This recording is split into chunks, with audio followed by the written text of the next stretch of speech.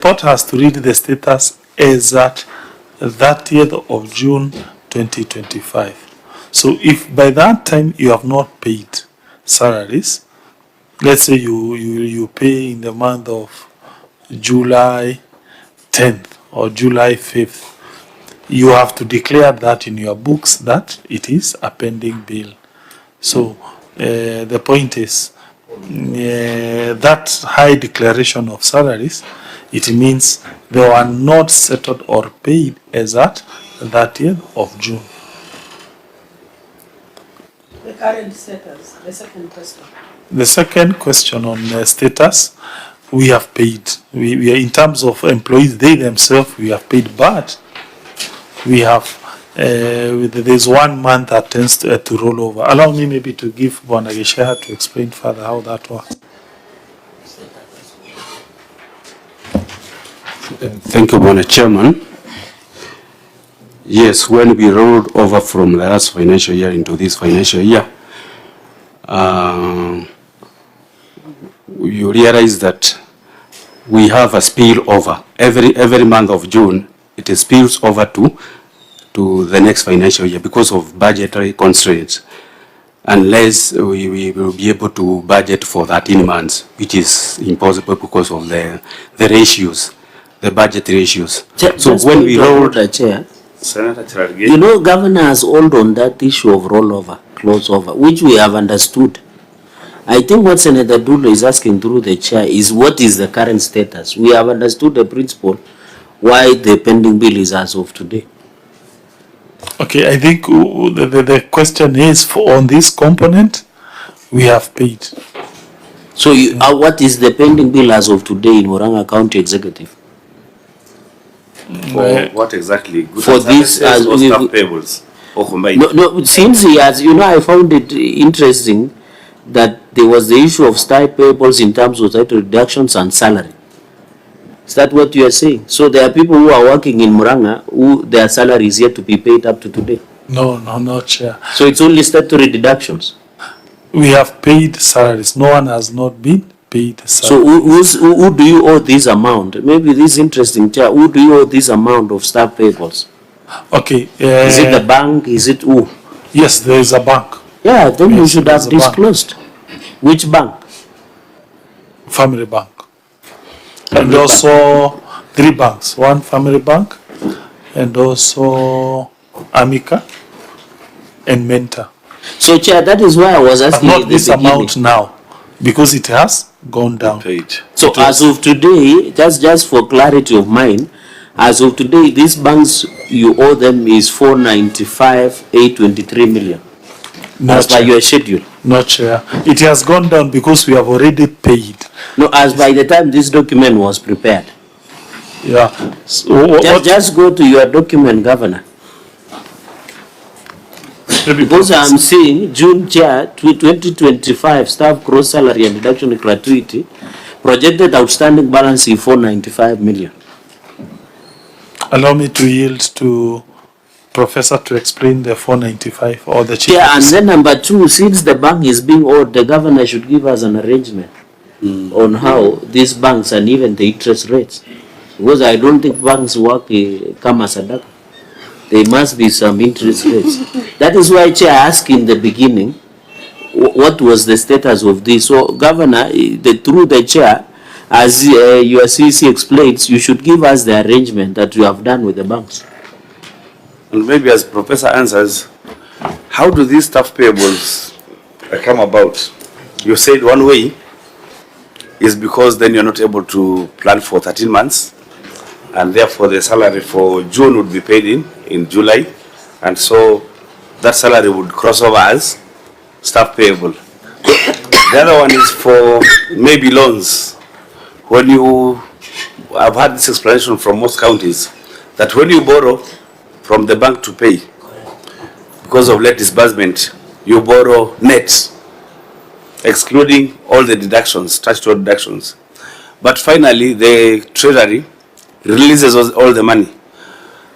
What constrains you not to pay the statutory deductions at that time? And then they exist as pending bills for years. What happens? What is the problem? Professor? Yeah, thank you, Chair. Maybe I can explain in terms of the 495 million that is owing at the moment. As the governor has said, this amount has definitely gone down because we've been paying, but the bulk of it comes from, in 1 month, we usually pay around 350 million for salaries. So when we roll over in June and we are able to borrow from the bank, instead of using what we are getting from the exchequer, that borrowing from the bank comes to around 350. Yeah, so you can see the bulk of this money, 495, it's actually that 350 million. But as we move forward, once we are able to adjust our spending, we are still going to be able to pay that from the exchequer releases that we are getting, where we get 350, we pay, and then we are able to slow down on some other expenditure. For instance, like development expenditure, we are able to slow down on those ones so that we can absorb the 1 month that we are not able to pay. So the figure is just high because of that 1 month, which comes to around 350 million. So confusing. Yeah. Yes, allow me maybe also to allow Gisheha to build up on that. Let Senator Irungu ask, then Gisheha would go. Yes. You to go to room. It's okay. Senator you is also You know, Senator. in Muranga we say that as long as a child grows, the name does not matter. If you look at your, what do you call this? They have referred to me as John Nyutu. I'm actually not John, but I don't care because I'm still growing. There's someone that you. Chair, I'm yet to understand. If you look at that same page, the pending bills as at 30th June 2025 totaled to 1.195 billion. And the explanation that keeps coming over, Chair, is that it's because of the spillover to the next financial year. So exactly where does this 1.1, how do you explain this 1.195 billion? And I'm referring to just staff, salary deductions and gratuity. Exactly how do we end up, if we are paying 350 million in salaries, Professor, every month, how do we come to this 1.195 billion as spending bills relating to staff payables? Senator Dulo, you want to ask? No, Chair, Yes. if I heard the governor very well, he said we don't owe staff any outstanding salary. That's number one. Number two, the figures we are seeing here, he's saying it's a spillover, carry forward for the purpose of end of financial year, which according to my understanding, by July, you should have cleared everything. And that is why I had asked, what is the current status as far as salaries and allowances are concerned? And of course, you might not have cleared the contractors and other people.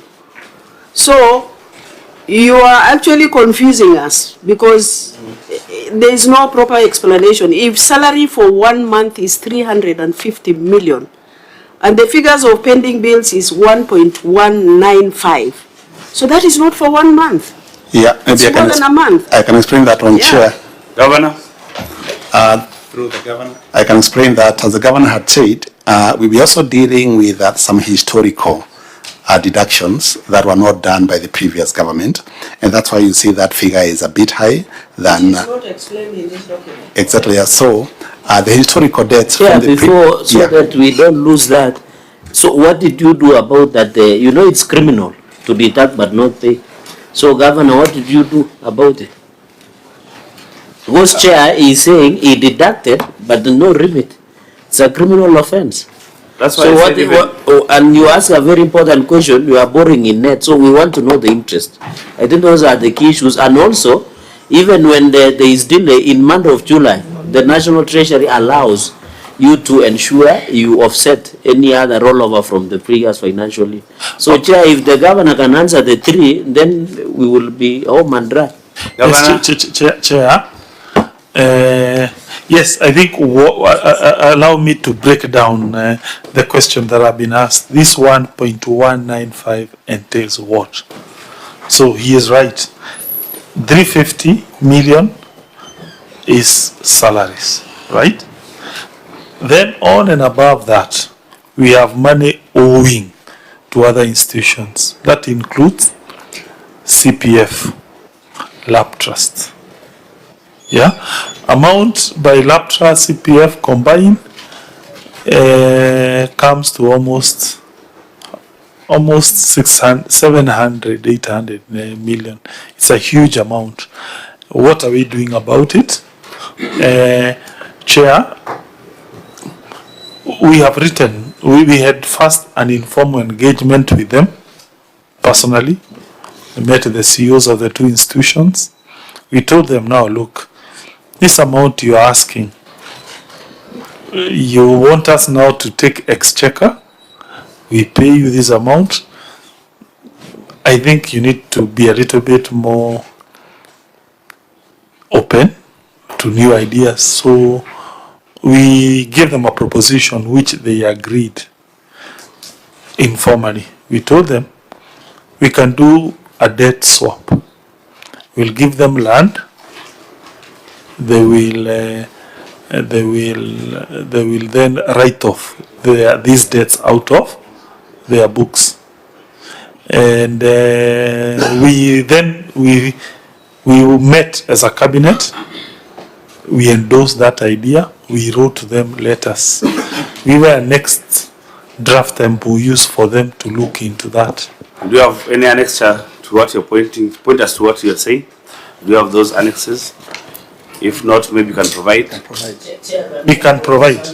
Yes. Chair, I think we need to you are ruling, and maybe the governor, because those are things he should have explained, like the issue of lab trust and lab fund, the issue of banks. So, Chair, maybe he should also give us this. You have asked a question which is avoided on the net borrowing, because we need to know that percentage and how the banks, the arrangement they have made, because I don't think banks will allow you to borrow without a specific conditions. So if we can answer about, maybe, Chair, since this 1.9 billion pending bill is not clear, you can direct that apart from that explanation, we might need to direct also the OAG through you to also give view of this, because that clarity has been moving from salaries, staff payables to bank borrowing, to also the contractors and many others, and even claims, including allowances. Because in that year, Chair, if you look at the certificate, they have also queried the issue of interest. So I suspect it could be part of what we are calling staff claims and even allowances. So, Chair, I think there is more than miss there. You need to. You know, Governor Kenyatta sat in this committee and we used to drink from his wisdom in this committee and in the Senate, being a majority whip. But he whipped me when he came to this committee. So, Governor, you understand these things. Why I'm crying that we should have an aging analysis. We need to know for CPF how much was inherited from the former local authorities. How much was it and what we are doing about it in terms of correspondences with CPF. What agreements do you have around that? How much are you going to pay maybe per month once you get your exchequer release? There is interest to CPF. So have you negotiated so that they drop that interest? Other counties have done that, and I know because you have a very good experience, and you know Murang'a is doing very well. Murang'a, I think, is one of the counties that we quote every day when we're in this committee and outside there, as a county where devolution is working. So some of these things, and I know you got a lot of experience from this committee, we need to know exactly how much is owed by the contractors and the staff, and why the staff should not be paid.